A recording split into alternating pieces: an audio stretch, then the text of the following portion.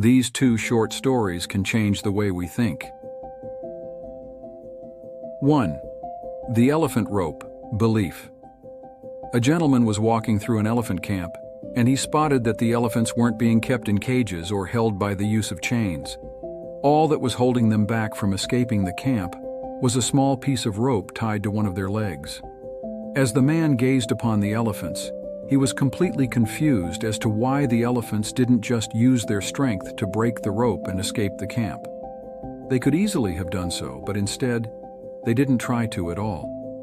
Curious and wanting to know the answer, he asked a trainer nearby why the elephants were just standing there and never tried to escape.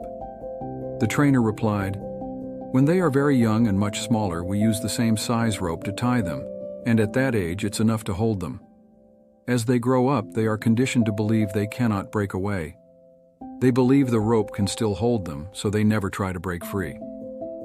The only reason that the elephants weren't breaking free and escaping from the camp was that over time they adopted the belief that it just wasn't possible. Moral of the story: no matter how much the world tries to hold you back, always continue with the belief that what you want to achieve is possible. Believing you can become successful is the most important step in actually achieving it. 2. The group of frogs, encouragement. As a group of frogs was traveling through the woods, two of them fell into a deep pit. When the other frogs crowded around the pit and saw how deep it was, they told the two frogs that there was no hope left for them. However, the two frogs decided to ignore what the others were saying, and they proceeded to try and jump out of the pit. Despite their efforts, the group of frogs at the top of the pit were still saying that they should just give up, that they would never make it out. Eventually, one of the frogs took heed to what the others were saying, and he gave up, falling down to his death. The other frog continued to jump as hard as he could. Again, the crowd of frogs yelled at him to stop the pain and just die. He jumped even harder and finally made it out.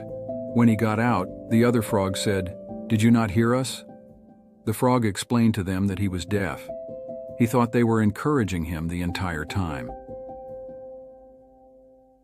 Moral of the story: people's words can have a big effect on others' lives. Think about what you say before it comes out of your mouth. It might just be the difference between life and death.